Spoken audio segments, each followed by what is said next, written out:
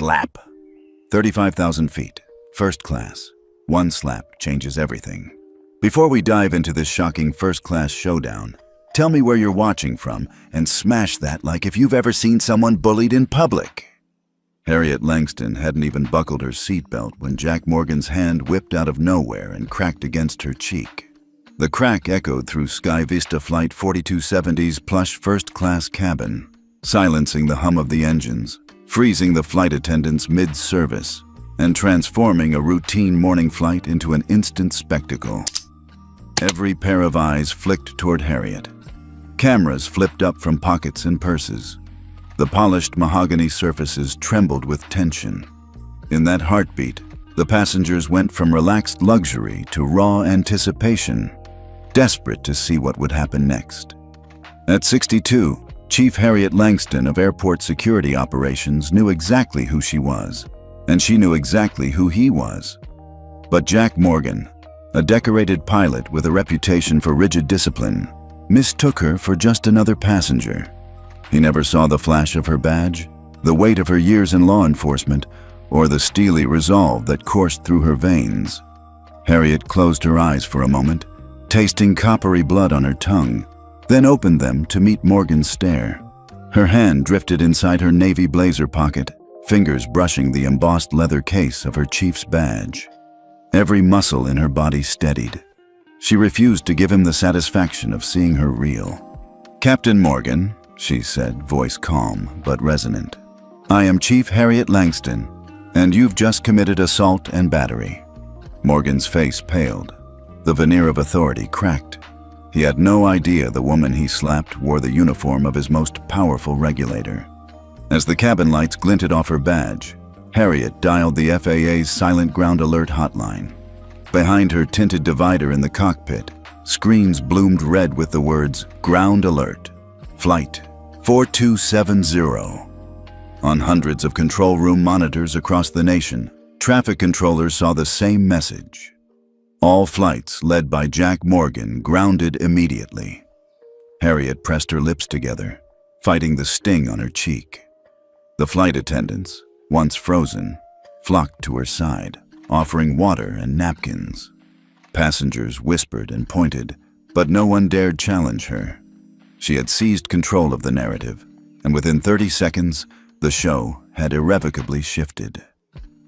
When the flight diverted to the nearest airport, engines winding down, Harriet rose from her seat, badge clipped back on full display. Security officers sprinted down the jet bridge, heading straight for Morgan's cockpit door. He stumbled forward, uniform crisp but hands trembling, surrendering to the consequences of his impulsive violence. Harriet stepped onto the tarmac, cool morning breeze brushing her face. Reporters and camera crews lined the edge of the walkway. Flashbulbs popped in rapid succession. Headlines were born in that moment. "Pilot slaps chief, instant grounding and license revoked." Amid the chaos, Harriet maintained a measured composure. Though her cheek throbbed, her spirit burned brighter than ever. She had turned a violent slight into an undeniable demonstration of justice. Moments later, in the airport's private conference room, Harriet summoned the Sky Vista legal team and press officers. A hush fell as she entered, mirror of her first-class coup. "We're filing a class-action lawsuit for $5 million, she announced. "This isn't just about me. It's about every passenger who deserves equal respect, regardless of race or rank." Eyes widened around the table. Ship-shape executives gasped. The weight of her words, backed by the FAA's unprecedented alert, made clear Harriet Langston would not be shrugged off. Later that afternoon, when the story dominated national news, Harriet returned home to her quiet suburban street in Millfield. Neighbors peeked through curtains.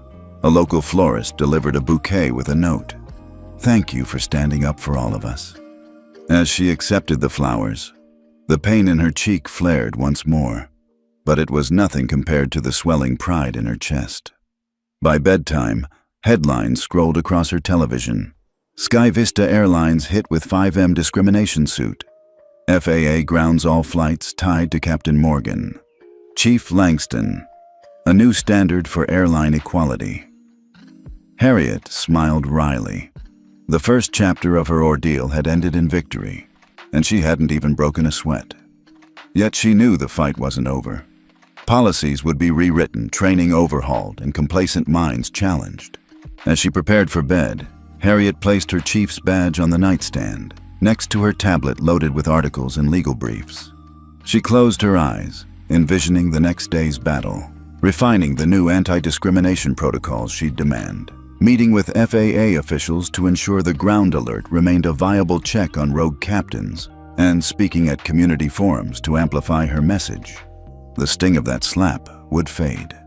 What remained was the echo of authority, an unequivocal reminder that justice travels at jet speed.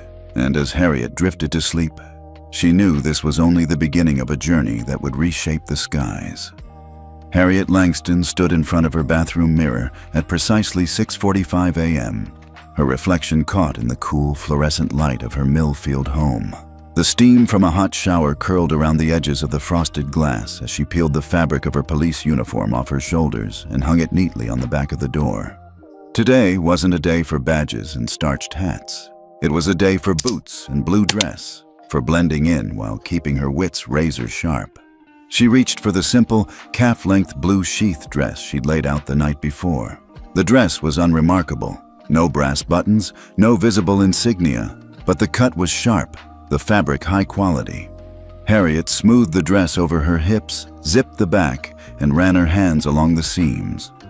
She caught sight of the small box of accessories on the counter, a plain silver watch, a pair of understated pearl studs, and a slim leather wallet. She tucked the wallet into her blazer pocket later. For now, she needed minimal distractions. Slipping on low-heeled black pumps, Harriet took a deep breath. There was something almost ritualistic in this routine. 15 years earlier, when she'd been promoted to lieutenant, she'd followed a nearly identical sequence of motions. Remove the uniform, don plain clothes, steel herself for the mission ahead. But this time, the stakes felt higher. She had spent the last 3 months chasing complaints of racial profiling and discrimination at Sky Vista Airlines, only to watch her own superiors drag their feet. Today, she resolved, she would see things for herself.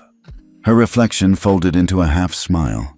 "Sometimes you have to go undercover," she told her image, her voice steady but low. "No one will believe it until they see it." A flicker of doubt. The memory of yesterday's staff meeting at Airport Security Operations still lingered in her mind. The glossy conference room, tinted windows overlooking the tarmac, and her team of analysts and supervisors around the long oval table. She remembered Lieutenant Parker's thinly veiled comment, the one that stung more than any slap could. Maybe we should have sent someone with more experience. Someone white. Her heart had clenched at the time, but she had maintained her composure. She nodded once, curtly, and let the meeting move on. But the message had settled in her chest like a stone. Despite her record, nearly 4 decades of service, she still had to prove her worth at every turn. That memory vanished as she picked up her badge holder from the shelf. She ran her thumb over the raised lettering, Harriet Langston, Chief of Airport Security Operations. She slid it back into its leather case and set it aside. There would be no badge today, at least not until she needed it. Booking the flight. At 7 o'clock a.m., the taxi pulled up to her front door. She slid her suitcase into the trunk and climbed into the back seat, sinking into the plush leather as the driver merged onto the early morning highway. The city was just waking up. Street lights flickered off. A few joggers passed on the sidewalks, and the smell of brewing coffee drifted from neighborhood cafes. She reviewed her plan on the tablet mounted on her lap. Sky Vista's complaints seemed to cluster around certain high-value first-class routes, flights that connected business hubs and generated the bulk of the airline's revenue. She'd booked herself into Seat 2B on Flight 4270, the 7:30 a.m. departure to Chicago. If discrimination really was more frequent on those routes, that's where she'd find it. A soft ping on her phone reminded her of the specific wording she'd sent to FAA headquarters. Immediate undercover audit of first-class boarding procedures on Flight 4270. High-profile route. Expect potential resistance. She detached the relevant case files and passenger complaint summaries. All that remained was to catch the flight.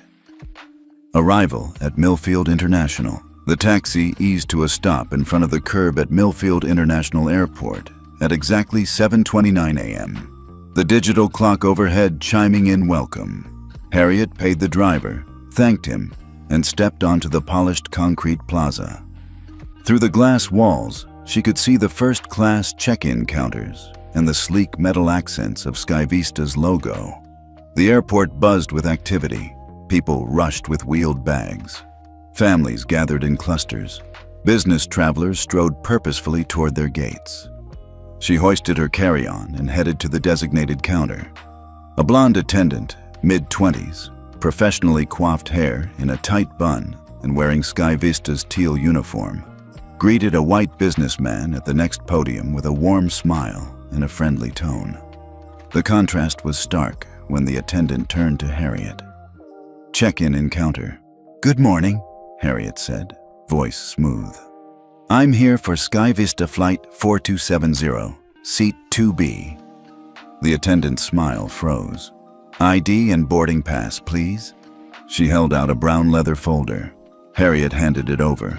The attendant examined the documents with surprising intensity. Her eyes flicked from the boarding pass to the passport photo, lingering for an extra beat. Harriet noted the quicker pace with which the attendant dispatched the previous passenger. "Everything seems in order," the attendant said, returning the folder briskly. "Enjoy your flight." As Harriet stepped aside, she heard the attendant immediately revert to cheer as the white businessman approached. "Right this way, sir," she said brightly, handing him his documents with a flourish. Harriet's jaw tightened. This was exactly the behavior she'd been investigating. Blanket politeness for some, cursory compliance for others. She made a mental note of the attendant's name tag, Ross, and moved on. Security screening. Despite having TSA pre-check credentials, Harriet was funneled into the staffed security lane instead of the express line. She smiled politely at the officer who motioned her aside. To her right, she saw 3 other black passengers being pulled for additional screening. To her left, white travelers breezed through with little more than a nod. The security officer retrieved her purse, laptop, and shoes for standard inspection. Harriet stood patient, calm, deliberately scrutinizing the faces of the officers. Their polite professionalism bordered on mechanical, as if they were simply following orders to flag high-risk travelers. She noted badge numbers, uniform details, the subtle way each officer avoided eye contact. When her items finally cleared, she offered a silent nod of thanks and moved on. The message was clear. She would have to rely on her own eyes today. Approaching the gate. Walking through the terminal toward Gate B12, Harriet took in the scene. A video board listed Flight 4270's status as on time. Kiosks along the walls displayed last-minute upgrades and lounge access offers. She passed a Skyvista lounge. Windows tinted so darkly, only silhouettes showed within. She resisted the urge to eavesdrop on the lounge attendants behind their reception desk. Today, everything needed to be kept above board. As she neared the gate, she recognized the tall figure of Jack Morgan leaning against the counter. He was chatting with gate agents, several men in crisp suits, his captain's hat tucked under one arm. He laughed at something one of them said, the movement sending ripples through his uniform jacket. Nearby, an elderly black woman, clutching a handbag, approached the group. She asked, "Excuse me, can someone tell me when they're boarding for first class?" Morgan barely glanced her way. "Ma'am, we're in the middle of something. Please wait your turn," he barked, voice abruptly cold. The woman stepped back, embarrassed, and retreated to a bench. Moments later, a white couple approached with the same question. Morgan's tone shifted entirely. He greeted them warmly, explained boarding procedures in detail, offered to call them when it was time. Harriet paused, watching, her pulse quicken. She checked the boarding pass in her hand. Seat 2B, first class. She moved forward, heart steady. Settling in. When the attendant called boarding group 1, Harriet stepped forward. She navigated the narrow jet bridge, suitcase rolling behind her, and entered the first-class cabin. The attendant flashed her a thin smile, no warmth, no acknowledgement of the earlier standoff, and directed her to the aisle seat in row 2. The seat unfolded into a plush haven of cream leather and dark wood trim. Harriet stowed her bag, settled in, and clicked on the overhead reading light. She exhaled, closing her eyes for a moment. All morning, she had been building toward this. A first-hand look at the discrimination she suspected had become standard procedure on lucrative first-class routes. She flexed her fingers, feeling the smooth leather of the seat beneath her palm. There would be one more test, one more interaction, before she could call the moment complete. Vem je home. Before the storm. From her vantage point, Harriet watched as a flight attendant offered bottled water to each passenger, except those without matches to a certain demographic. She observed their body language, took discrete mental notes, and prepared herself for the final test, meeting the captain in person. Her mind drifted back to her childhood in Millfield, growing up an advocate for fairness, marches, speeches, petitions. She'd built a career on principle, from local precincts to senior security roles.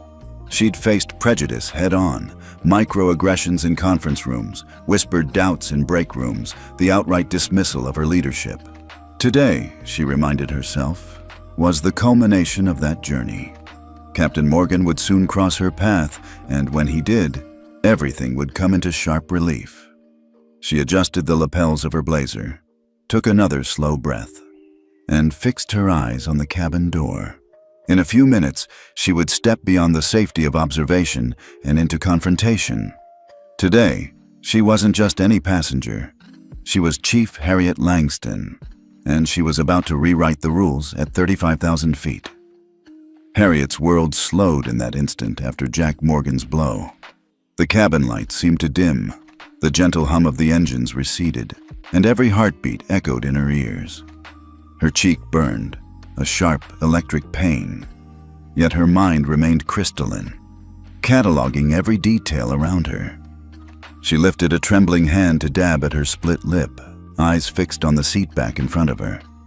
For a moment, nothing moved. Then, as if the cabin collectively exhaled, flashbulbs popped from every corner.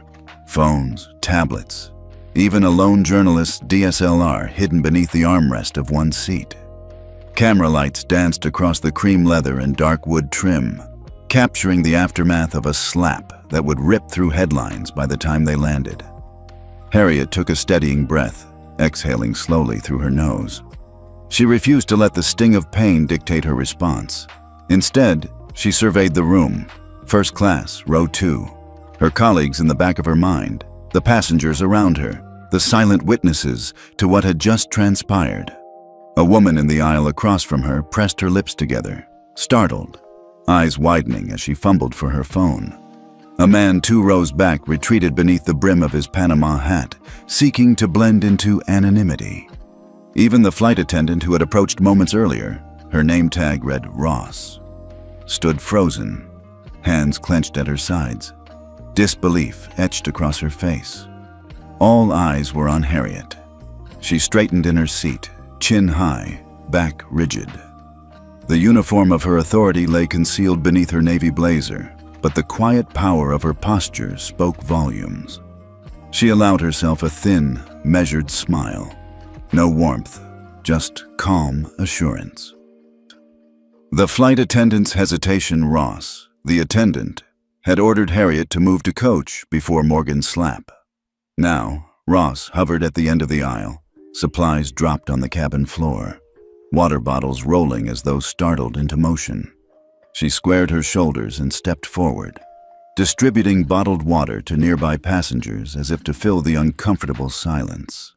When she reached Harriet, she offered the bottle with shaking hands. Harriet accepted it with a nod, her eyes kind but unyielding. "Thank you," she murmured. Her voice was soft, yet carried the weight of command. Ross paused, nodded again, then hurried back up the aisle. In those few seconds, Harriet had learned more of the attendant's character than any routine security audit could reveal. The hesitation, the small tremor in her voice, it told Harriet that behind the uniform, real people had real consciences. That realization would factor into her recommendations when she rewrote Sky Vista's training protocols. Internal monologue. He thought he could intimidate me, Harriet reflected silently. That he could strike me like a common criminal and get away with it. She rubbed her thumb over the water bottle's label, the plastic outline crisp beneath her fingers. But I'm no ordinary passenger. She felt a rush of something like exhilaration, pure, righteous. The adrenaline of confrontation surged through her veins, igniting her mind with clarity. Every step in her undercover plan, every carefully filed complaint over the past months, had led her here. And now, the moment had arrived. Still, she tempered that exhilaration with duty. There was no room for a show of vengeance. This was not about retaliation. It was about justice administered swiftly, fairly, and definitively. A subtle support.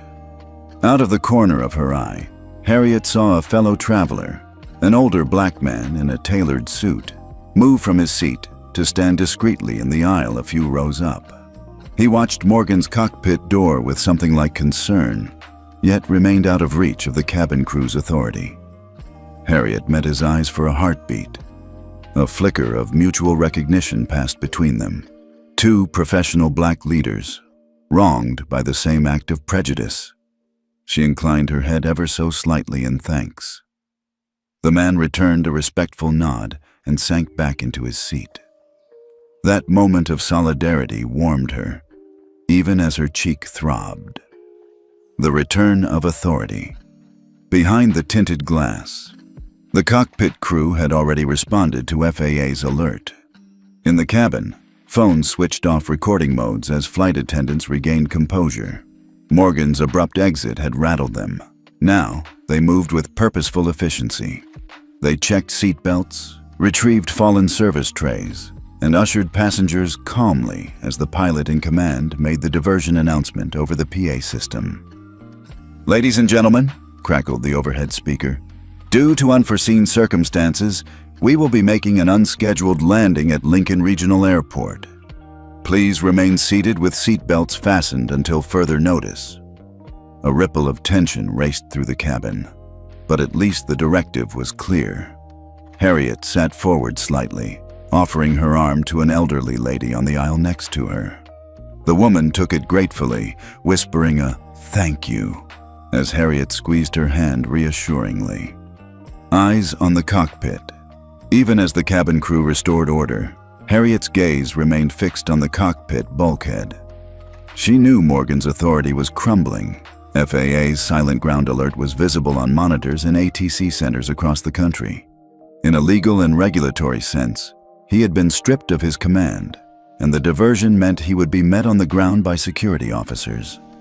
Yet Harriet watched with a mixture of satisfaction and contemplation. How swiftly power could shift. One impulsive assault had upended Morgan's career. One phone call had grounded hundreds of flights under his command. One calm declaration of authority had secured justice. Yet this was only the beginning. Quiet resolve. As the plane began its descent, lurching slightly as the tarmac of Lincoln Regional drew closer, Harriet allowed herself a small, inward smile. The pain in her cheek continued to pulse, but her spirit soared with resolve. This is for every passenger who ever felt invisible, for every person left waiting at a counter, for every complaint filed and ignored. She imagined the headlines. Chief Langston Grounds Captain Morgan. FAA enforces zero tolerance. Sky Vista faces class action lawsuit. But she refused to get ahead of herself. There was work to do. Statements to file, legal briefs to draft, new security protocols to design. And tomorrow, once the world's eyes had moved on, she would still be here, concrete beneath her feet, sleeves rolled up, ready to effect lasting change. Final moments in the air. The descent continued smoothly. Passengers gripped armrests, looked out the windows, whispered to one another. Harriet leaned back, closed her eyes for a moment, and let the subtlest hum of the engine wash over her. There was no exhilaration without purpose, and no purpose without passion. She opened her eyes, fingers drumming lightly on her seat arm. Ground control's voice crackled in the cockpit, confirming the runway ahead. Engine slowed, landing gear extended, and the plane touched down with a gentle thud that reverberated through the cabin floor. Harriet sat poised, ready for the transition from sky to tarmac, ready to lead, ready to testify, ready to secure justice not only in this moment, but in every moment yet to come. As Flight 4270 rolled to a stop, Harriet Langston unlatched her seatbelt, slid out into the aisle, and straightened her navy blazer. Cameras in hand and hearts pounding, passengers watched her every step. But Harriet was not just walking off a plane. She was walking toward a new era of accountability at 30,000 feet and beyond. The moment the chartered jet dipped into cruising altitude, a brittle calm settled over the cabin. Passengers turned their attention back to magazines and screens, as if yesterday's routine flight had resumed. But Chief Harriet Langston knew better. She felt the tension like an electric charge in the air, an anticipation that something else was about to happen. 15 minutes into the flight, a flight attendant approached her seat again. This time, it wasn't water. It was a new challenge. "Ma'am," the attendant said, voice quavering between professionalism and unease. "I'm sorry, but I've been instructed to ask you to move to coach." Harriet looked up from her tablet, eyebrows arching. "Again?" she asked, calm as a placid lake. "Why?" The attendant hesitated, eyes flicking toward the cockpit door. "Balance issue. Captain's orders." Harriet lifted one brow, noting the empty cushion at 1C and the unoccupied suite in row 1. "Balance issue?" she repeated, voice soft but edged. "Would you ask that of any other passenger who purchased a first-class seat?" No answer, only the attendant's shifting weight. Harriet's jaw set. She closed her tablet, fixed it into her seat back, and leaned forward. "Look," she said gently, "I paid for this seat. If there's a safety concern, let me speak with the captain directly." The attendant swallowed. "He's busy." Harriet pressed her lips together. She'd faced worse bureaucratic runarounds in her decades on the force, but this felt different. It was personal. She stood, smoothing the skirt of her dress, and walked deliberately toward the bulkhead. As she neared the divider, Jack Morgan materialized in the doorway with the steely efficiency of a man who believed himself untouchable. His captain's hat was perched at a rakish angle, his expression cool, until it wasn't. "Chief Langston," he said, mask slipping, "you don't get to choose your seat." Harriet met his gaze evenly. "Actually, Captain Morgan," she replied, adopting the precise courtesy of a courtroom, "I do. That's how seating works." A flicker of irritation crossed his eyes. He stepped into the cabin, chest puffed, authority radiating like heat from an engine. Passengers paused, sensing a showdown. "I'm telling you to move," Morgan said, voice clipped. "Now." Harriet sighed, turning slowly so the cabin lights glinted on her badge clipped discreetly inside her blazer. She kept her voice low but unshakable. "Captain," she said, "my badge and this uniform are on the other side of that door. I'm here as a passenger. If you have a safety concern, make a public announcement. Otherwise, leave me in peace." Morgan's nostrils flared. He leaned closer, voice dropping to a whisper that carried through the electronic hum. "Easy way or hard way," he growled. "You move, or we make an emergency landing and remove you by force." All around them, cameras flashed again. Seats shifted. Passengers sat up straighter. The brass-heeled soles of Harriet's pumps clicked as she returned to her seat. She didn't flinch. When she sat, she caught a wide-eyed businessman's gaze. He mouthed, "Are you really not moving?" Harriet allowed a small, almost imperceptible nod. She closed her eyes for a fraction of a second, letting the memory of her first patrol as a rookie officer ground her, a time when she'd been shoved aside, ignored, bullied. Then she opened them, glancing at Morgan beyond the aisle seat. He thinks he can push me around like any other passenger. A rising tide of anger threatened to spill over, but Harriet corralled it into a cool reservoir of resolve. She unfurled her hand and picked up the in-flight menu as though nothing had happened. She skimmed the list of entrees, her mind ticking through steps. Document the incident, file a formal complaint, activate the ground alert, and pursue every regulatory avenue. Morgan barked an order at one of the flight attendants. "Get her out of first class." The attendant hesitated again, brow furrowing, but moved to comply. Harriet watched, expression impenetrable. "This is exactly why I'm here," she reminded herself. "To expose every instance of systemic bias, even at the highest altitudes." Overhead, the seatbelt sign winked on. The cabin crew resumed their positions. Harriet adjusted her posture, chest lifted, shoulders back.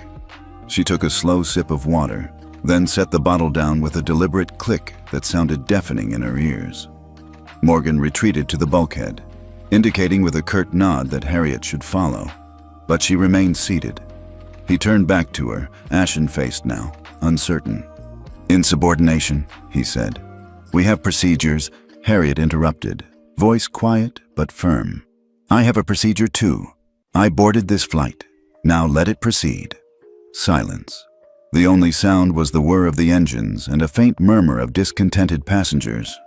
Then, slowly, the captain faded back into his cockpit cubicle, crashing the door behind him. In that moment, Harriet felt a delicate shift in the cabin's atmosphere. The flight attendants relaxed incrementally. The passengers leaned back, some exhaling loudly as if releasing tension held in chest cavities. A few discreet nods of respect passed between strangers. Harriet let herself a small, private smile. Her invisible uniform, her rank, her integrity, had spoken louder than any decree the captain could offer. She reached into her blazer, palming the edge of her leather badge case. She hadn't revealed it yet, but soon. Very soon. For now, the battle lines were drawn, high above the world, in the hushed luxury of first class. A quiet war was raging, one that Harriet Langston was determined to win. Harriet Langston settled back into her seat, hands folded neatly in her lap.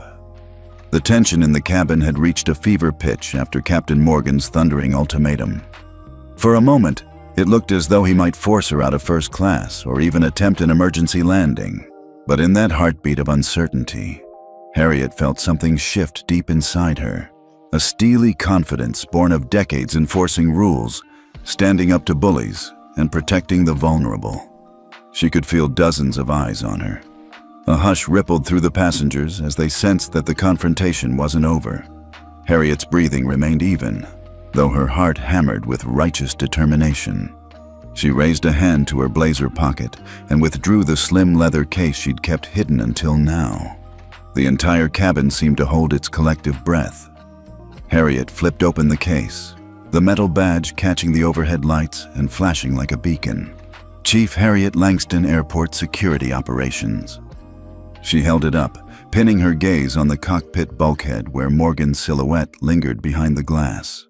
Then, turning slowly, she spoke with quiet authority that reverberated down the aisle. "Captain Morgan, I am Chief Harriet Langston of Airport Security Operations. You are under my jurisdiction." The effect was instantaneous. Passengers sat straighter. Flight attendants stopped their stations. Phones clicked off record mode, and Morgan himself froze. He had expected compliance, or at worst, grumbling defiance, not this unfolding spectacle of absolute power. Harriet continued, voice firm but composed. "Your assault constituted a criminal act, battery and discrimination. I've already contacted the Federal Aviation Administration. You'll be hearing from them momentarily." She drew her mobile phone from the other pocket, tapped the speed dial for the FAA Silent Ground Alert line and held it to her ear. A soft click confirmed the connection. "This is Chief Langston," she said crisply. "Activate Silent Ground Alert on all flights under Captain Jack Morgan's command. Flight 427's included." A brief pause followed, long enough to let the cabin's tension thicken. Then the FAA controller's voice came through, clipped but respectful. "Roger that, Chief. Silent Ground Alert initiated. National Control Centers, please execute immediate grounding of all flights where Jack Morgan is PCG, primary commanding guider." Overhead, the cabin lights flickered in unison with the pilot's controls. Elsewhere on thousands of screens, the same alert was flashing red. Ground alert. Flight 4270 plus all Morgan-commanded flights. Harriet lowered the phone and clipped it back in her pocket. She took a slow breath, savoring the moment. The engine's soft roar resumed its normal level, no longer the soul sound dominating the cabin. Instead, the hum of authority filled the space. Morgan pressed his palm to the glass divider, jaw clenched so tight you could see the tendons strain in his neck. In that instant, he realized his career was effectively over. His license review would be automatic. His reputation, decades of flight time logged, safety awards won, vanished like mist in the morning sun. Harriet tucked her badge case away and leaned forward, addressing the silent cabin. "Ladies and gentlemen, please remain seated. We will divert to the nearest airport under security escort. I apologize for the inconvenience, but safety and respect are non-negotiable." A murmur of relieved applause fluttered through the rows. An elderly woman patted Harriet's hand gratefully. A businessman whispered, "It's about time." A group of younger travelers exchanged nods as though they'd witnessed a historic event. The cabin crew, once hesitant, now moved with purpose, guiding passengers to fasten seatbelts and preparing for the unscheduled landing. Harriet sat back, closing her eyes for a moment as adrenaline drained from her veins. The pain at her cheek was sharp, but secondary to the intoxicating sense of justice unfolding. She thought of all the complaints she'd reviewed over the past 3 months, testimonies of casual rudeness that escalated into outright discrimination. None of those passengers had ever received the kind of immediate vindication she'd secured. She opened her eyes, scanning the cabin. Ross, the attendant who'd tried to shift her to coach, now offered a genuine, apologetic smile. Another attendant discreetly brought her a cold compress and a bottle of water. Harriet gave a small nod of gratitude. Then she reached into her pocket and pulled out her tablet, already drafting the incident report. Bullet points would note the time, the exact words exchanged, the slap, the badge reveal, and the FAA's immediate response. She'd timestamped the activation of the ground alert, 10:51 a.m., 15 minutes after takeoff. Inner reflection. He never saw it coming, she thought, brushing a hand over her hair. He thought power belonged to him alone. But authority, real authority, derives from service, from the trust of those you protect. She remembered her earliest days as a patrol officer, responding to domestic disturbances, diffusing violent confrontations, and ensuring the vulnerable felt safe. Those lessons had guided her here. Another flash of memory. A trainee tucked away in a too large uniform, trembling under the weight of responsibility. A younger Harriet had learned to channel fear into focus.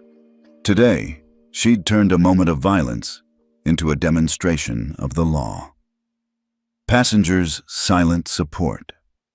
From across the aisle, an older black man nodded respectfully. A young woman behind him gave a thumbs-up sign, as if to say, "We've got your back." Harriet caught those gestures and felt a rare warmth. She wasn't alone. In this cabin, on this flight, passengers had become allies, even passive ones, in her quest for fairness. She pressed the soft touch of her fingers to the fresh bruise forming on her cheek, a memory etched in skin. But that mark was more than an injury. It was the catalyst for systemic change. She imagined the ripple effect, FAA updating protocols, airlines retraining crews, passengers feeling empowered to speak up. A shift in the captain's cabin. Behind the cockpit's tinted window, Morgan was issuing terse commands. Flight logs would record the unscheduled diversion.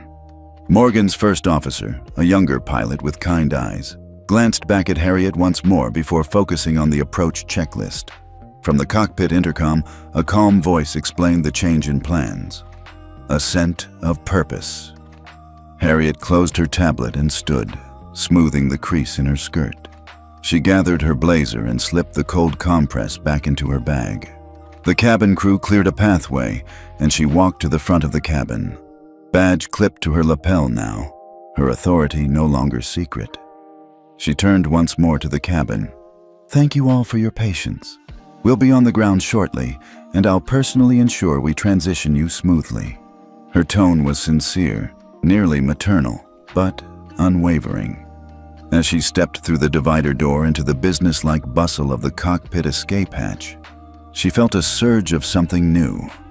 Not just vindication, but momentum. The immediate crisis had passed, but the broader fight against discrimination in air travel was only beginning.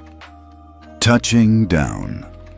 The descent into Lincoln Regional Airport was smooth. Harriet's footsteps on the jet bridge sounded decisive as she led the way off the plane. Security personnel waited in crisp uniforms, ready to escort Morgan from the cockpit and take his statement. Reporters and camera crews thronged the tarmac perimeter, shouting questions into the mic. Harriet raised a gloved hand in a brief wave, eyes forward as the flashbulbs popped. Her cheek was slightly swollen, but her posture was regal.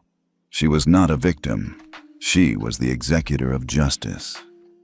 Moments later, in the private debriefing room, she'd file her official report, consult with FAA investigators, and coordinate her next steps. A class action lawsuit draft awaited her review. Training, protocol revisions, community outreach, all lay on her horizon. But for this moment, Harriet Langston simply stood tall in the glare of photographers, the morning sun catching her badge. A chief who turned a slap at 35,000 feet into a nationwide affirmation of respect and equality. Justice, she thought, wasn't just about punishment. It was about making sure the next person who climbed aboard that plane felt protected, seen, and valued. And so, as Flight 4270 sat on the tarmac, ground alert still glowing red on its systems, Harriet prepared to lead her next mission, rewriting the rules for every passenger in the sky. Harriet Langston felt the plane shudder as Captain Morgan's alternate pilot guided Flight 4270 toward an unplanned descent. The cabin lights dimmed slightly, the gentle hum of the engines shifting to a lower pitch. A cold hush fell over the first-class cabin. Passengers stiffened in their seats, eyes widening as the seatbelt sign chimed back on. The dual captains' voices crackled over the PA. "Ladies and gentlemen, this is your captain speaking. We're receiving an emergency directive from the Federal Aviation Administration. Due to an active ground alert on Captain Morgan's flight credentials, we will be diverting to Lincoln Regional Airport immediately. Please return to your seats with your seatbelt securely fastened." Harriet's chest tightened at the words, "diverting immediately." This was the moment the situation could spin out of control. Yet she remained composed, instinctively leaning forward to reassure the elderly woman beside her and a business traveler in the aisle seat. Both clutched armrests, faces pale with startled anxiety. She pressed a gentle hand on the older woman's arm. "It'll be okay," she whispered. "We're in good hands." Even Harriet's practiced calm might not fully erase their fear, but offering a measure of reassurance was what she did best. Flight Attendant Coordination Ross, the attendant who had tried to demote Harriet earlier, now moved with deliberate efficiency.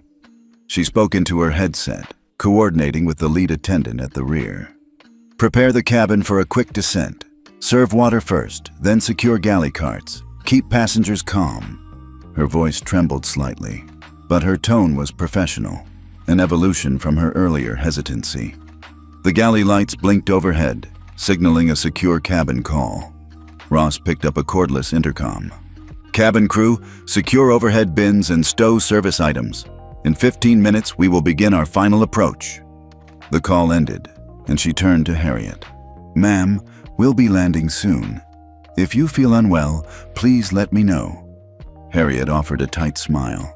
"I'm fine, thank you, but let me know if anyone else needs assistance." Ross nodded and moved on. Passenger reactions. Around the cabin, the mood was tense but controlled. A middle-aged woman in a floral scarf whispered into her husband's ear. A young man tapped the armrest rhythmically, eyes flicking toward the cockpit door. Newscasters on seatback screens updated the diversion notice in bold text. "Emergency landing initiated, diverting to Lincoln." The hum of conversation swelled beneath the flight attendant's directives.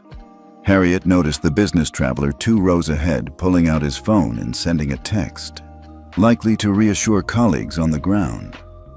Another passenger, an elderly gentleman dressed in a sharp suit, closed his eyes and leaned back, placing a white handkerchief across his forehead as if bracing for a spill of turbulence. Harriet studied each reaction like pieces on a chessboard. Fear, confusion, even a flicker of anger. Some passengers glared at Morgan's bulkhead, his face obscured behind tinted glass. Others cast grateful looks at Harriet, recognizing her earlier intervention had kept things from getting far worse. Air traffic control coordination. Moments later, an overhead chime sounded as the cockpit communications system received another incoming message. The FO's voice carried a note of urgency. "Lincoln Regional Tower, this is Flight 4270. Confirm that ground security teams are ready to meet us on arrival. Over." A brief pause. Then the tower crackled back. "Flight 4270, Lincoln Tower, copy you. Ground teams are standing by. Fire and medical crews alerted. Expect runway 29er left." Behind the scenes, the flight data recorder and cockpit logbooks automatically stamped the diversion event.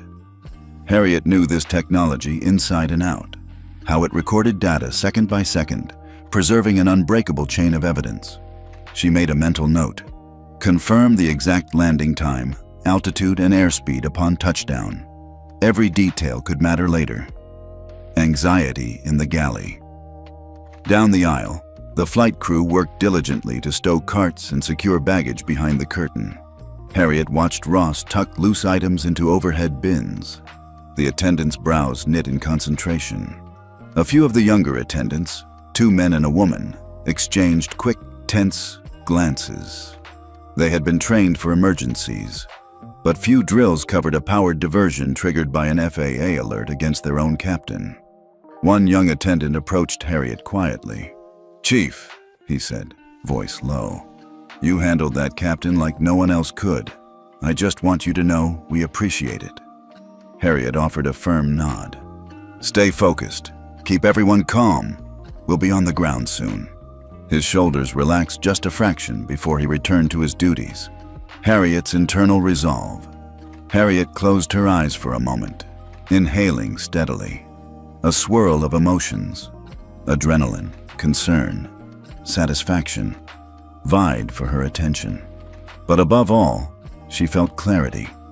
This crisis wasn't random. It was the logical escalation of a captain's unlawful aggression. She had asked for this day, to witness the discrimination firsthand and expose it to the light. Now she was living her own test. In moments like this, leadership matters, she thought. Not just my rank, but my presence of mind. She reached into her blazer and withdrew her phone again, texting a quick note to FAA's regional office. "Flight diverted successfully. ET Lincoln 1117. Ground crew briefed. Will follow up with report." Her fingers tapped the screen with practiced ease. Captain's Dilemma. From her vantage point, Harriet noticed Morgan's reflection in the tinted cockpit glass. He stood next to the first officer, arms crossed, a grim set to his jaw. No more swagger, just resignation. The power he'd wielded a mere hour ago, dictating seat assignments, threatening an emergency landing, had been turned against him. She wondered if he truly understood the gravity. His license would be reviewed. FAA would investigate assault. Sky Vista's legal department would likely suspend him pending outcomes. His career lay in tatters, and hard reset was underway. Final approach. An announcement chimed again. Flight attendants, prepare for arrival. Secure the cabin for landing. Ross and the crew moved swiftly. Headsets returned to their holders. Water service halted. Bins snapped shut with a resonant click. Harriet lifted her hand and checked her own seatbelt, tightening it just a notch. She'd braced for turbulence before. This was a different kind of landing, but she felt steady. The seatbelt sign blinked off just as the runway lights appeared beneath the left window. Headers read, Lincoln Regional Airport, runway 29L. The engines revved as the plane lined up, wheels descending with a soft mechanical whine. The thrust reversed, slowing the aircraft with a muted roar. Within seconds, the jet rolled to a halt just shy of the terminal. Ground crews, safety vehicles, and a discreet squad of security officers were positioned like guardians in neon vests. The cabin crew exchanged looks of relief, some smiling faintly under their masks. Touchdown and transition. The cockpit door opened, and Harriet rose. She felt the weight of every eye on her as she passed the curtain, stepping into the aisle with deliberate grace. She held her badge discreetly, but visibly. No one could mistake her rank now. The lead security officer met her halfway down the jet bridge. "Chief Langston," he asked in a low voice. "We've got Captain Morgan under escort. Do you need immediate debrief before we proceed to the terminal?" Harriet nodded. "Yes. Let's handle the captain first, then I'll address the passengers and coordinate the next steps with the FAA team."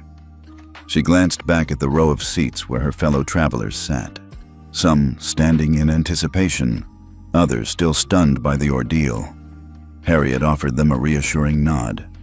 They returned it with gratitude, even applause from a few voices uplifted by kindness and courage. On the jet bridge, the cool air of the terminal lobby washed over Harriet as she exited the plane. Reporters and cameras hovered at a respectful distance, the now familiar lights of news crews capturing every step. Harriet's cheek, wrapped in a discreet gauze patch, was no secret now. Its presence signaled the severity of what had happened. She followed the security officer down the narrow corridor. Behind the scenes, logistics teams logged the diversion, legal advisors prepared statements, and FAA representatives gathered data. All of it would feed into the investigation she would lead, and of triumph. Ahead, Captain Morgan stood in handcuffs, looking smaller than ever in his crisp uniform. Security officers guided him toward a waiting transport vehicle. Morgan's eyes flicked to Harriet. Fear, regret, recognition flickered in his gaze. Harriet paused, letting the moment settle in. She had transformed a moment of horrific disrespect into a demonstration of accountability. In a single flight, she had reasserted the principle that no one, no matter their title, could violate another's dignity with impunity. Then she turned back to the terminal doors and stepped into the bright lights of the airport lobby, ready to continue her fight for justice on the ground. Stepping off the jet bridge, Harriet Langston felt the cool rush of Lincoln Regional's terminal air conditioning and the even cooler glare of dozens of cameras trained on her. Reporters craned their necks, microphones bobbed, and the flashbulbs popped like distant thunder. She tucked her badge into her blazer pocket, squared her shoulders, and walked toward the security checkpoint where Jack Morgan stood cuffed, flanked by two officers. Her heels clicked crisply against the polished floor. Despite the throbbing in her cheek, she moved with the confidence of someone who knew exactly why she was here. This was more than a simple diversion or reprimand. This was the moment when justice would be publicly affirmed. As she approached, Morgan looked up, eyes haunted. The years of seniority that once earned him deferential nods from fellow pilots now meant nothing. His uniform hung awkwardly on his frame, the wings on his chest looking tarnished by his own disgrace. Harriet paused a few feet away and addressed the small crowd of onlookers and cameras. Her voice, amplified by a reporter's mic, rang out clear and unwavering. "Ladies and gentlemen, today we upheld the principle that no person is above the law, not even a captain at 35,000 feet. Assault and battery are criminal acts. Discrimination based on race or rank is intolerable. Captain Morgan's license has been revoked permanently, and he will face federal charges. A ripple of murmurs moved through the onlookers. Reporters hustled forward, shouting questions about criminal filings and potential jail time. Harriet remained composed, answering only what she needed. Yes, we have filed formal assault and discrimination charges with the FAA and the Department of Justice. Passengers on Flight 4270 will be offered full refunds and an additional compensation package. My office is working now with Sky Vista Airlines to ensure every crew member receives retraining on implicit bias and equal treatment protocols.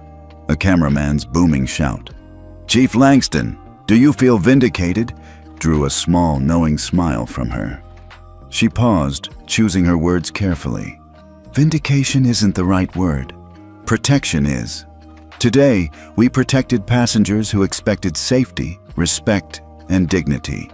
My hope is that this moment makes every traveler feel seen and empowered to speak up. She turned to the line of passengers, including the elderly woman she'd comforted at altitude. If any of you wish to share your experiences or support this case, my team is here. The woman stepped forward and embraced Harriet, a gesture of gratitude that made the cameras flash even more. Behind her, the two officers led Morgan toward a waiting transport vehicle. He glanced back once, expression a mixture of shame and realization. Harriet caught his eye, her own gaze steady, and inclined her head.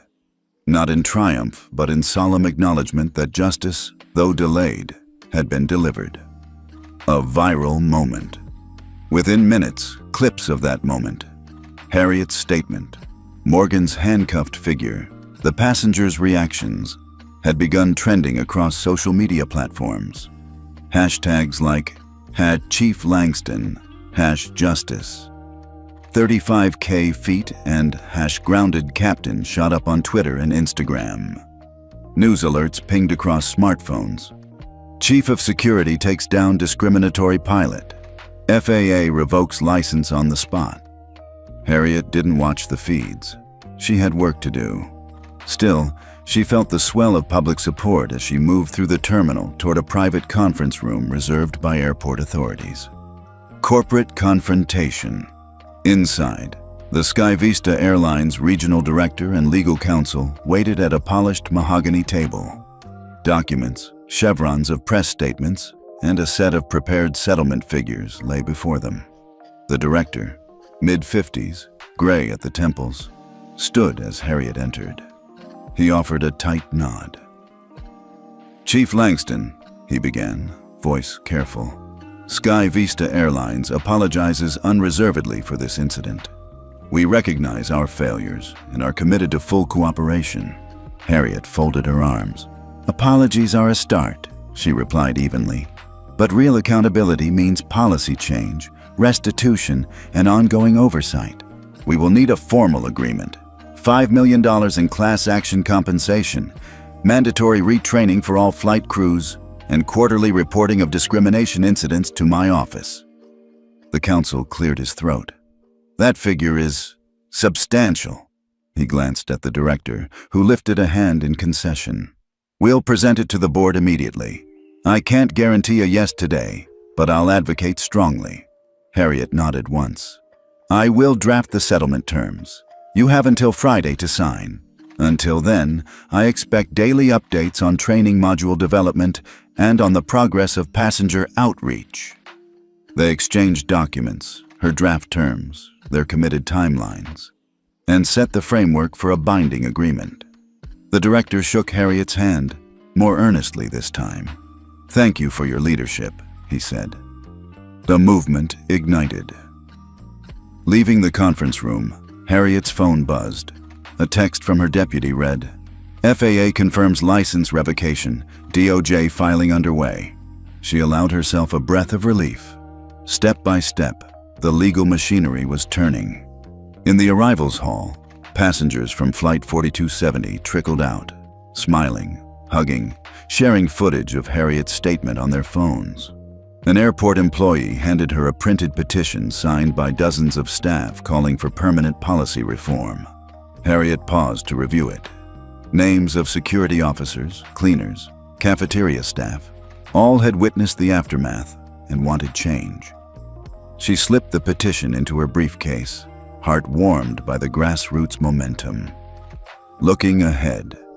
By the time she stepped into an unmarked SUV bound for the airport's executive office, the sun had dipped low, casting long shadows across the tarmac.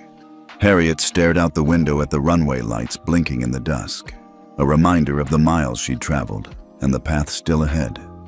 Her phone buzzed again, a message from the State Attorney General's office requesting coordination on community outreach, followed by an email from the mayor's office praising her swift action.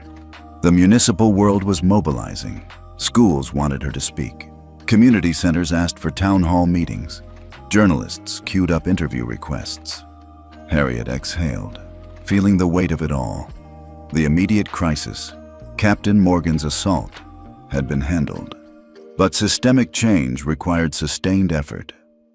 She looked out at the grounded planes, now lined up like silent sentinels awaiting new orders. This is bigger than one flight, bigger than one airline. She tapped her phone. Draft community outreach plan. Schedule press briefing Monday. Coordinate with FAA on national policy recommendation. A new chapter was beginning, one where every passenger, crew member, and regulator would be part of the journey toward genuine equality in the skies. And at its helm stood Chief Harriet Langston, guardian of both safety and justice, determined that no one would ever be underestimated or disrespected again. By late afternoon, the fallout from Flight 4270 had gone fully viral. News outlets ran slow-motion replays of Jack Morgan's slap across millions of screens. Social media feeds exploded with outrage. Hashtags like #GroundedForGood and Justice. Langston trended globally. Even outside the aviation community, people were talking about the moment a high-flying captain learned no one, regardless of rank, could assault a passenger with impunity. In a polished TV studio, Jack Morgan sat under harsh lights, wearing a dark suit that did little to hide the stiffness in his shoulders. His once prized pilot's wings had been ceremoniously removed from his lapel. Across from him, the anchor, a seasoned journalist, held up a printed statement from the FAA. License revoked permanently effective immediately. Anchor. Captain Morgan, after the FAA's unprecedented ground alert directive and your assault on Chief Langston, your pilot's license has been revoked. Do you regret your actions? Morgan, voice strained. I'm deeply sorry for the incident. It was a momentary lapse in judgment. I didn't realize who she was. His apology felt hollow even to his own ears. The camera zoomed in on the faint bruise on his cheek, evidence of his own downfall. Viewers could see the conflict in his eyes, shame, regret, and dread about what came next. At SkyVista's headquarters, the legal team prepared for multiple class action suits. Emails pinged with demands from passenger advocacy groups, each seeking compensation and policy guarantees. The corporate office's lobby featured a low-key apology banner. SkyVista Airlines, we are committed to respect and equality. But the words rang empty in the wake of millions of scorned viewers. Meanwhile, in living rooms across the country, people shared their own stories of being overruled, ignored, or demeaned in airplanes, stories that had previously gone unheard. A retired school teacher posted on Facebook, I had to stand and coach for an hour while first class sat empty. No one asked me why. Thank you, Chief Langston, for showing them who we really are. Online petition signatures hit the tens of thousands, all calling for mandatory discrimination awareness training in every airline cabin crew.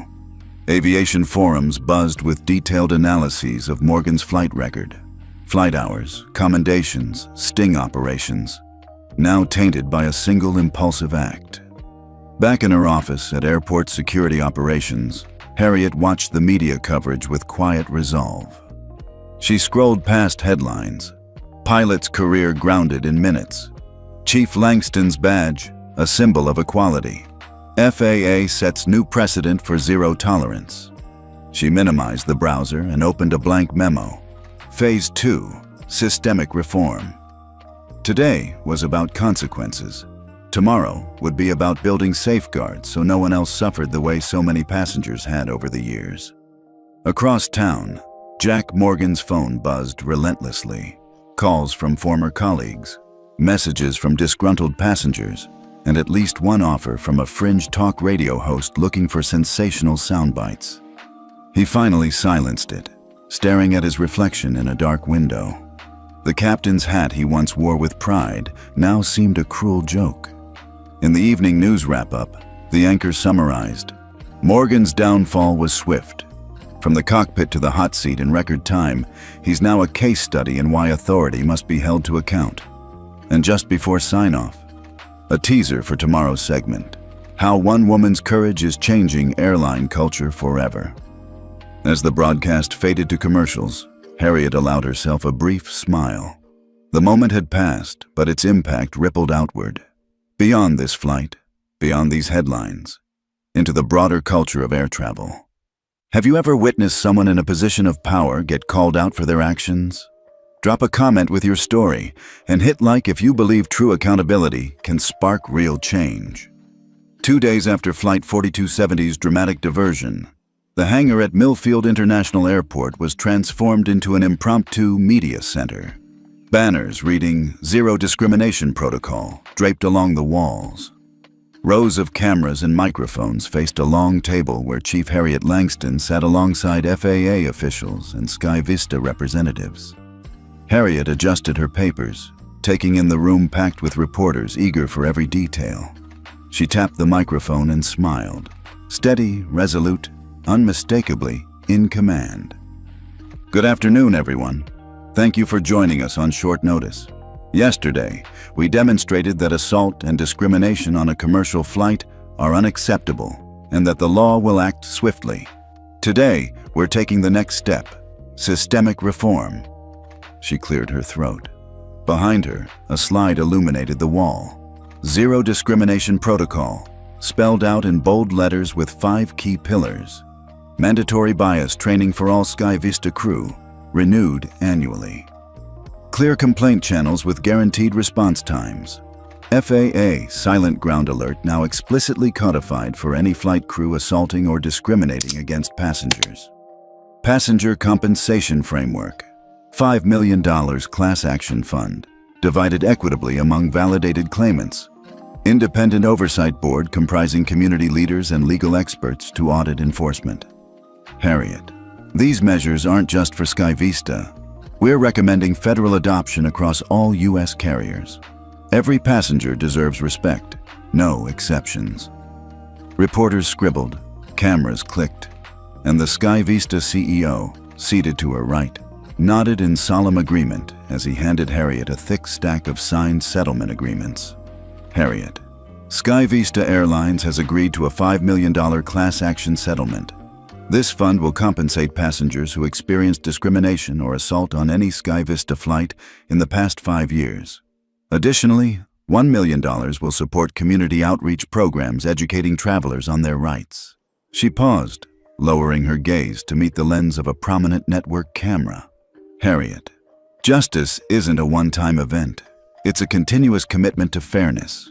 With these reforms, we ensure that no one, regardless of race, age, or status, faces prejudice at 35,000 feet or on the tarmac. A reporter raised her hand. "Chief Langston, what safeguards prevent future violations?" Harriet leaned forward. "Every crew member will face real consequences, from immediate grounding to license revocation, if they violate this protocol. Complaints will be tracked publicly, and the Oversight Board will publish quarterly reports. Transparency will be our greatest deterrent." As she wrapped up, the room erupted in applause. Cameras zoomed in on her composed expression, no trace of the black eye she concealed beneath a discreet bandage. When the microphones finally switched off, reporters swarmed Sky Vista's CEO with follow-up questions. But Harriet stood back, offering quiet smiles to the community leaders she'd invited. A local pastor, a veteran air traffic controller, and a passenger rights advocate. Together, they represented the Oversight Board, guardians of the new standard she'd helped set. Later, as the crowd dispersed, Harriet lingered by the banner. She traced her finger over the words, "Zero Discrimination Protocol," and let out a slow breath. "We've built the foundation," she thought. "Now comes the hard part, keeping every flight true to these promises." With that, Chief Langston picked up her folder and walked out into the late afternoon sun, ready to turn policy into practice. One passenger, one flight, and one milestone at a time. That evening, Harriet Langston drove down the tree-lined streets of Millfield with the hum of her sedan's engine as a gentle soundtrack. The sun dipped low, casting long golden rays across manicured lawns. For the first time in days, she felt the tension untangle from her shoulders. Pulling into her driveway, she climbed the familiar steps to her front porch. The night air was cool, and the porch light revealed potted ferns and a welcome mat worn smooth by countless footsteps. She paused for a moment, taking it all in. The quiet neighborhood, the windows glowing warmly, the sense of home. Inside, her granddaughter Mia bounded down the hallway, eyes wide. "Grandma, you're back! We missed you!" She threw her arms around Harriet's waist. Harriet lifted her into a hug, breathing in the scent of vanilla from Mia's hair. Behind them, her daughter, Officer Elena Langston, smiled, handing Harriet a mug of chamomile tea. "Long day?" Elena asked. Harriet sank into her favorite armchair. "Longest," she admitted, cradling the warm mug. "But it was worth it." Mia climbed into her lap, curling against her grandmother. Harriet ruffled her curls, glancing at the stack of letters on the coffee table. Each envelope bore different handwriting, some neat cursive, some hurried scrawl, but all addressed to Chief Langston, or Harriet. Her daughter watched curiously as Harriet opened the first letter, a thank you from a retired teacher who'd watched the live broadcast. "You gave me courage to speak up," it read. The next was from a flight attendant in another state. "I've already shared your story with my team. We're changing how we greet every passenger." Tears glistened in Harriet's eyes. She looked at Mia's expectant face and felt a swell of pride. "Look at this," she said softly, reading another note out loud. "Your actions reminded me that respect isn't optional. Thank you for showing true leadership." Elena sat beside her mother. "You know, I've already had officers volunteering for the new oversight board. They're ready to train and to change." Harriet nodded, sipping her tea. "This is more than words. It's a movement." She closed her eyes, picturing the first-class cabin, the flash of her badge, the grounded planes. It felt like a lifetime ago, and also like yesterday. Mia tugged on her sleeve. "Grandma, can you tell me the story again? When you showed them who was boss?" Harriet chuckled, lifting Mia into her arms. "All right, kiddo. But this time, let's talk about how everyone, young and old, can stand up for what's right." As she spoke, Harriet felt the quiet victory settle around her. It wasn't about fame or cameras. It was about every person who'd seen their own experiences reflected in her fight. People of every background who now felt empowered. Later that night, after tucking Mia into bed, Harriet returned to the living room and set the letters beside her laptop. She drafted a brief note to her new oversight board. "Thank you for stepping up. Together, we'll keep this promise alive." She shut the laptop and sat back, listening to the soft tick of the wall clock. The world beyond her window was calm, a stark contrast to the storm she'd weathered. Yet she knew the real test lay ahead, ensuring that justice and respect remained more than headlines. But for now, wrapped in the warmth of family and community gratitude, Chief Harriet Langston allowed herself a moment of peace. In her own living room, far from the glare of cameras, she felt the quiet affirmation of a fight worth fighting and a home worth coming back to. Harriet Langston sat before a simple backdrop, a sleek banner that read "Stand Up for Skies of Respect," flanked by the Sky Vista logo and the FAA seal. The glow of a ring light reflected in her eyes as the red recording dot flashed on her camera. She took a breath, straightened her blazer, and smiled. "Hello, everyone. Chief Harriet Langston here. Today, I'm asking you to join me in making air travel safer and more respectful for every single passenger. She paused, leaning forward slightly. If you've ever felt ignored, disrespected, or downright mistreated on a flight, this is for you. Harriet held up a printed petition titled Passenger Rights Pledge. I've worked with the FAA, Sky Vista Airlines, and community advocates to create this petition. It calls for comprehensive bias and respect training for all airline staff, transparent channels for reporting misconduct, and stronger accountability measures, like the ground alert we activated to protect me on Flight 427 Euro. She clicked the petition into view on a tablet next to her. Here's how you can help. Click the link below to sign the Passenger Rights Pledge. It only takes a minute, and your name adds real weight to our cause. And if you've witnessed discrimination in any public space, on a plane, at a hotel, or anywhere, hit that like button and share your story in the comments. Harriet's tone was warm but urgent. Right now, we have momentum. Airlines are watching, regulators are listening, and communities everywhere are talking about respect in the skies. Don't let this moment pass. Add your voice today. Together, we can turn a single act of injustice into a lasting standard of dignity. She reached out and tapped her badge pinned to her lapel. I stood up for myself at 35,000 feet. Now I'm asking you to stand up for everyone who steps onto an airplane, from the moment you check in to the time you land. Sign the pledge, share the video, and let's make respectful skies the rule, not the exception. Harriet nodded sincerely. Tell me where you're signing in from. Drop your city and country in the comments. I want to see this map light up with support from all over the world. And if you're already part of an advocacy group or working in the industry, let me know how we can collaborate. She leaned back, folding her hands. Thank you for being part of this. Your signature isn't just words on a page. It's a promise to every traveler that they deserve respect. I'm Chief Harriet Langston, and I'm counting on you. Let's fly right. The camera clicked off. In the silence that followed, Harriet allowed herself a quiet smile. The petition link glowed on her screen, ready to collect thousands, perhaps millions, of names. And at that moment, she felt certain. This call to action would echo far beyond her own flight. The video of Flight 4270's diversion had faded from trending lists, but its impact lingered like contrails against a clear sky. Weeks later, Chief Harriet Langston returned to Millfield International Airport, not as a newsmaker, but as a guardian of the new standards she'd helped establish.